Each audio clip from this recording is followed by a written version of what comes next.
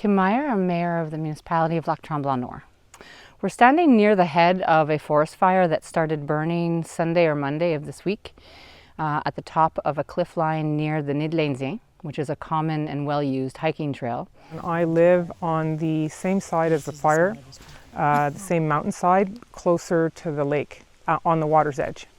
So it was a good friend of mine that hikes daily on this trail, and she came across the smoke and she was very alarmed, and her first call was to 911 and her second call was to my husband. So the firefighters have had to come by boat through a citizen's home and then walk 1.5 kilometers with all of their equipment. And knowing how steep our terrain is, my first fear was, are we going to even be able to get to it to put it out?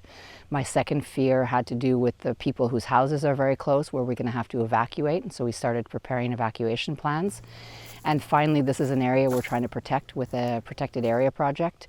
And so I was really concerned about the forest and what would happen to the quality of the forest and the animals that live in it. Especially when far from water, forest fires are often caused by poorly extinguished campfires. Often we think the campfire is extinguished because we don't see any burning, but fires can burn underground for many days and attach themselves to the roots of trees underground and then pop up. Il va juste avoir l'expérience d'un camping sauvage. C'est leur première fois. Ouais. Oui. Fait qu'il n'y a pas assez de sensibilisation peut-être. Ouais. Puis il y a plusieurs moyens de se nourrir en forêt sans faire un feu. Ben oui. So though most of the fire was extinguished in the first couple of days this week, there's been a number of what they call hot spots that pop up at various different points because of burning underground, and then it finds oxygen and pops out of the ground. So one of the firefighters was saying that within a couple of weeks we're going to see a lot of green where the forest fire was.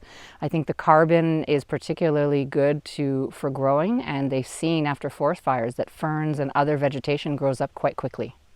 How long do you think it'll be till the trails are open?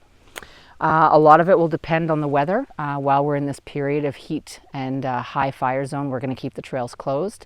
So it'll depend on the weather in the next couple of weeks, but there's also some work to render the trails safe after the fire has burnt through some aspects of the trail. So it'll be a number of weeks, I would suspect.